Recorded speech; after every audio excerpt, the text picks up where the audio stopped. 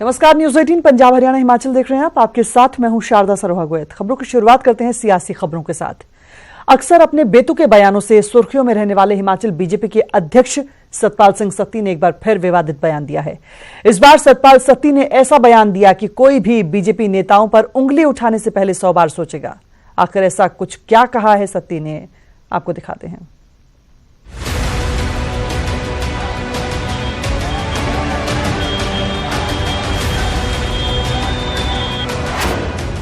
नहीं सुधरे सतपाल सत्ती, फिर दिया विवादित बयान। हमारे बात को चोर बोलेगा उसको भी हम लोग ऐसे बोलेंगे। ये तो थोड़ा कॉन्ड ऑफ कंडक्ट है, नहीं तो मैंने कर देना था साहब बताया मैंने हिसाब साहब। हमारे सामने नेता लोग बैठे हैं, तो कोई भी और उंगली उठाएगा हम लोग उसकी बाजू काट करके उसके हाथ में पकड़ा देंगे। हम कोई लंबू पंजू कार्यकर्ता नहीं हम लोग। सुना आपने, इस बयान को सुनकर लगता है सत्ती नहीं सुधरने वाले। 48 घंटे के बैन के बाद सत्ती फिर चुनाव प्रचार में उतरे, लेकिन लगता नहीं कि सत्ती साहब को चुनाव आयोग के बैन से कोई फर्क पड़ा हो। एक बार फिर सुनिए, मंडी में रैली के मंच से सत्ती के बिगड़े बोल। हमारे बात को चोर बोलेगा उसको भी हम लोग ऐसे बोलेंगे। ये तो थोड़ा कॉन्ड ऑफ कंडक्ट है, नहीं तो मैंने कर देना था साहब बताया मैंने हिसाब साहब। हमारे सामने नेता लोग बैठे हैं, तो कोई भी और उंगली उठाएगा हम लोग उसकी बाजू काट करके उसके हाथ में पकड़ा देंगे। हम कोई लंबू पंजू कार्यकर्ता नहीं हम लोग।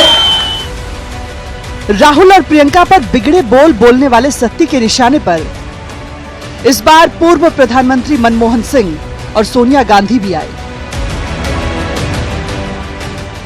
हम लोग चिंतपूर्णी में जाते हैं, वैष्णो देवी जाते हैं, हमें वो चिंतन याद था कि जिस समय शेर के ऊपर मां बैठी होती है तो शेर कुछ नहीं कर सकता है, कुछ नहीं कर सकता। तो माता जी ऊपर बैठे थे, सोनिया गांधी जी जो करते थे वो सोनिया गांधी जी ही करते थे। शेर तो बेचारा फालतू की गालियां सुनता था और आज भी चला रहता है शेर। कभी आंख भी नहीं मिचकता है, कई बार मंच के ऊपर से आंख भी नहीं। कई बार लोग सोचते हैं कि वास्तव में मनमोहन सिंह जी है कि कोई पुतला रखा हुआ है।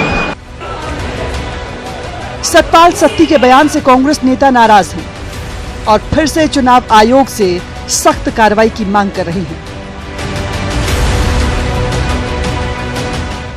सत्ती जी को पहले नोटिस आ चुका है चुनाव आयोग की तरफ से और उनको वार्निंग के साथ छोड़ा गया है, परंतु उनके अभद्र भाषा की कोई सीमा ही नहीं है। वो सारी सीमाएं लांघ चुके हैं। वार्निंग के बाद भी वो बयानबाजी ऐसी कर रहे हैं क्योंकि हमारा हिमाचल का कल्चर ही इस तरीके का नहीं है जिस तरीके का वो कर रहे हैं बातें, और इससे जो है बहुत गलत माहौल जो है लोगों के अंदर बन रहा है और भारतीय जनता पार्टी को उसकी खामियाजा भुगतना।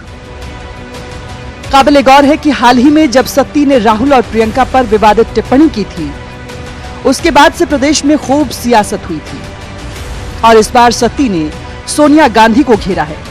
जाहिर है इस बार भी कांग्रेसी चुप नहीं बैठने वाले।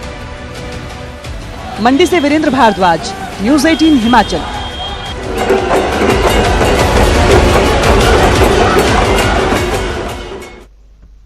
तो सतपाल सत्ती ही नहीं, मुख्यमंत्री जयराम ठाकुर ने भी कांग्रेस पर जमकर हमला बोला है।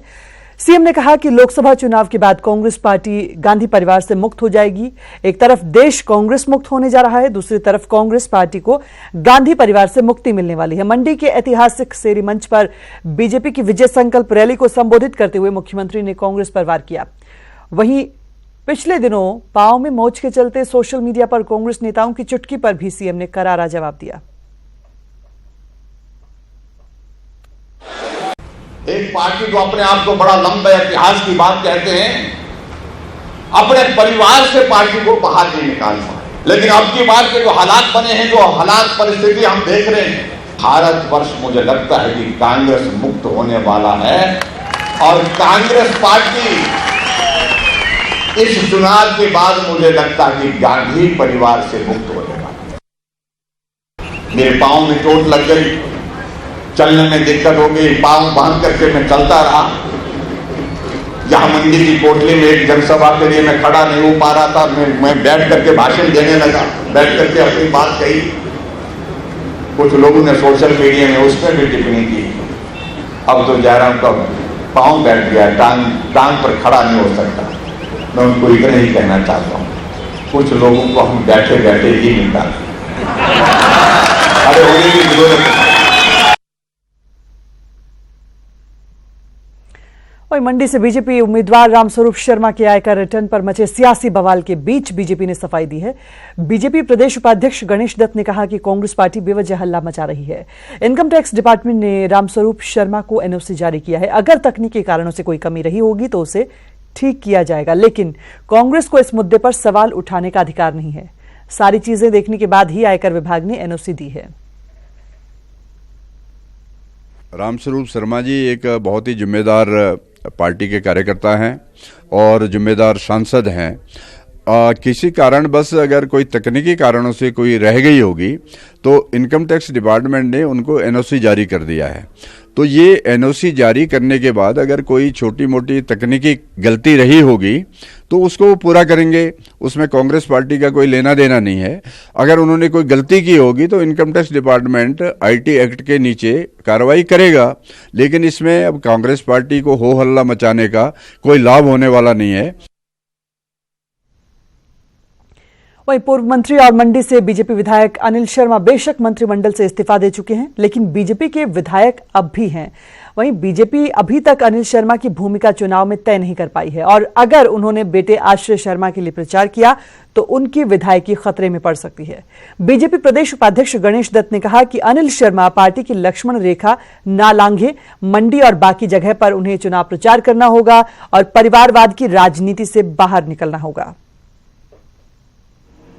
अनिल शर्मा जी से जो मंत्रिमंडल से उनसे इस्तीफा लिया गया है और अगर मान लिया वो अपने बेटे के लिए कहीं प्रचार करते हैं तो निश्चित तौर पर दल बदल कानून के दायरे में आएंगे और उनके खिलाफ कार्रवाई होगी और उनकी सदस्यता भी जा सकती है, क्योंकि पिछले चुनाव में उन्होंने भारतीय जनता पार्टी के नाम से मैंडेट लिया है और मंडी से वो जीत करके आए हैं और उसको उनका सम्मान भी करना चाहिए।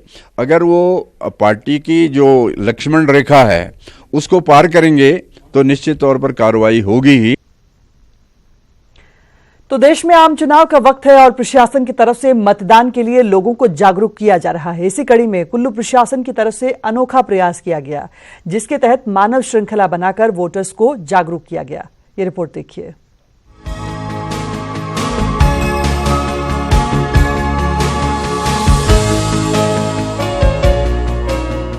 हमारा वोट हमारा अधिकार, इस बात को कुल्लू के इन छात्रों ने समझा और मानव श्रृंखला बनाकर देश और प्रदेश के लोगों को भी समझाने की कोशिश की। जी हां, ये तस्वीर 3000 से ज्यादा छात्रों की है, जिन्होंने कुल्लू के स्थानीय लोगों के साथ मिलकर ऐतिहासिक ढालपुर मैदान में मानव श्रृंखला बनाई और वोट की ताकत का एहसास लोगों को करवाया।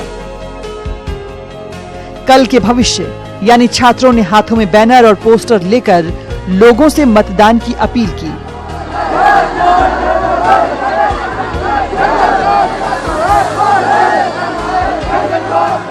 कोई 3-4 हजार स्टूडेंट्स यहाँ पे आए हैं। ये एक ह्यूमन चेन बना रहे हैं। इसके जरिए जो हम सब यहाँ पे एक मैसेज दे रहे हैं कि वोट देना क्यों जरूरी है। वोट के जरिए हम अपने लिए, हम किसी दूसरों के लिए नहीं, हम अपने लिए चुन रहे हैं कि हमने इस देश का निर्माण कैसे करना है। एक मैसेज ये देना है कि हम सब लोकतंत्र के इस महापर्व में अपनी भागीदारी सुनिश्चित करेंगे और हमने अपना वोटर कार्ड बनवा लिया है और हम वोट डालने 19 मई को जा रहे हैं। बच्चों का यहाँ पे आना इसलिए हमने एक अच्छा समझा क्योंकि बच्चों के माध्यम से अपने परिजनों को, नेबरहुड में जो भी व्यक्ति विशेष हैं और सीनियर सिटीजन्स हैं, सबको जाके एक ये अच्छा मैसेज देंगे कि आप भी अपना वोट डालने के लिए 19 मई को तैयार रहें।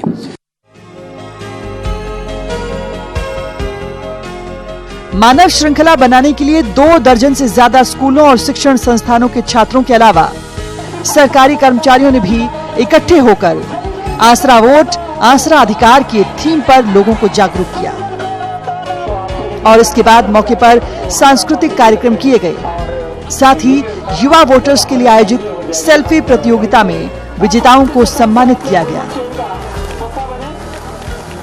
कुल्लू से तुलसी भारती, न्यूज़ 18 हिमाचल।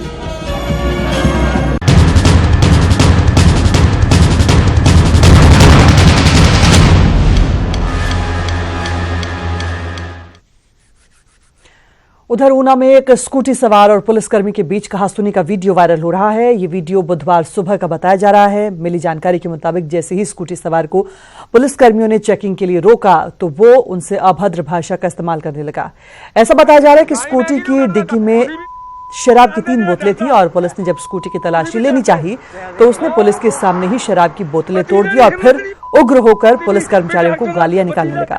मौके पर मौजूद किसी शख्स ने वीडियो बना लिया और वायरल कर दिया। हालांकि बाद में पुलिस ने स्कूटी को जब्त कर लिया। मामला दर्ज करके पुलिस तफ्तीश में जुटी है।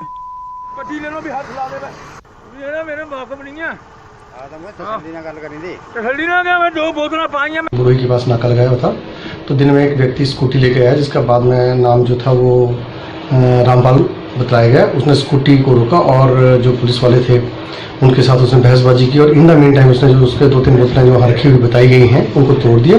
तो पुलिस ने जो स्कूटी को इंपॉन्ड कर लिया है और इससे रामपाल के खिलाफ पुलिस कार्रवाई कर रही है। वही सरकार शिक्षा व्यवस्था को दुरुस्त करने के चाहे लाख दावे कर ले, लेकिन यह हकीकत किसी से छिपी नहीं है कि आज भी सरकारी स्कूल भगवान भरोसे चलाए जा रहे हैं। बात रामपुर बुशहर की ग्राम पंचायत बाड़ी के ऐसे स्कूल की जहां के बच्चों का भविष्य भगवान भरोसे है। स्कूल में बच्चों के लिए होने वाली मूलभूत सुविधाओं की तो बात ही दूर है, स्कूल के पास उचित भवन तक नहीं है। देखिए रिपोर्ट।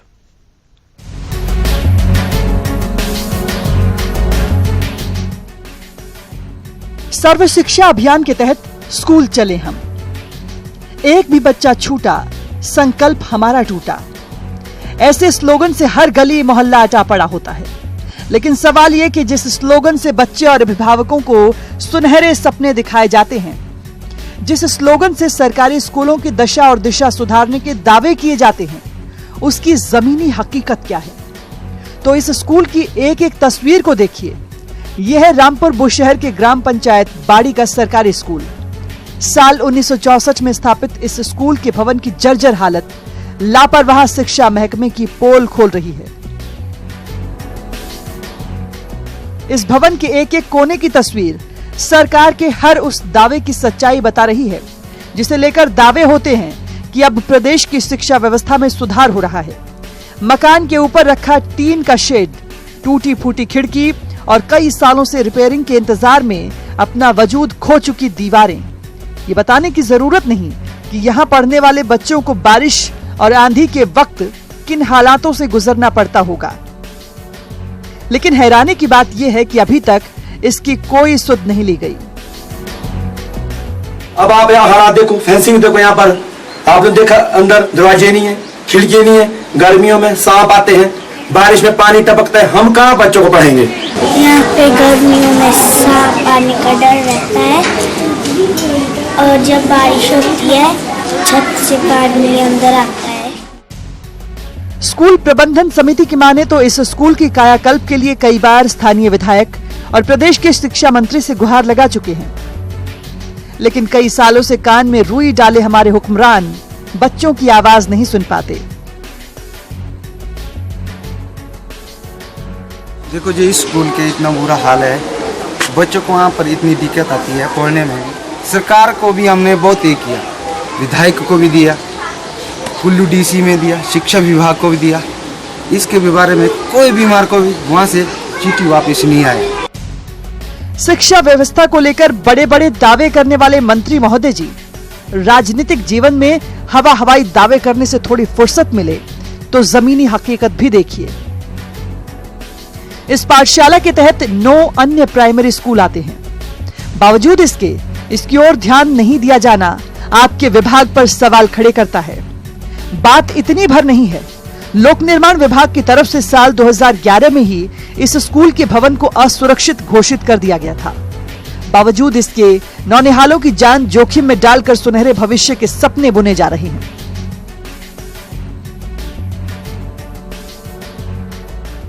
स्कूल भवन को 2011 में असुरक्षित घोषित किया गया है। फिर भी इसके बावजूद भी यहाँ पर स्थानीय लोगों को लगभग 200 घरों से यहाँ पर बच्चे पढ़ने आते हैं। मजबूरन यहाँ पर उनको मजबूरी में पढ़ाना पड़ रहा है। बच्चे कल का भविष्य होते हैं और इन्हीं के हाथों में देश और प्रदेश का सुनहरा भविष्य होगा। लेकिन सवाल ये कि क्या ऐसे पढ़कर बच्चे कल का भविष्य तय करेंगे? आज ये सवाल हर अभिभावक हुक्मरानों से पूछना चाहता है। रामपुर बुशहर से आत्मा सिंह, न्यूज़ 18 हिमाचल।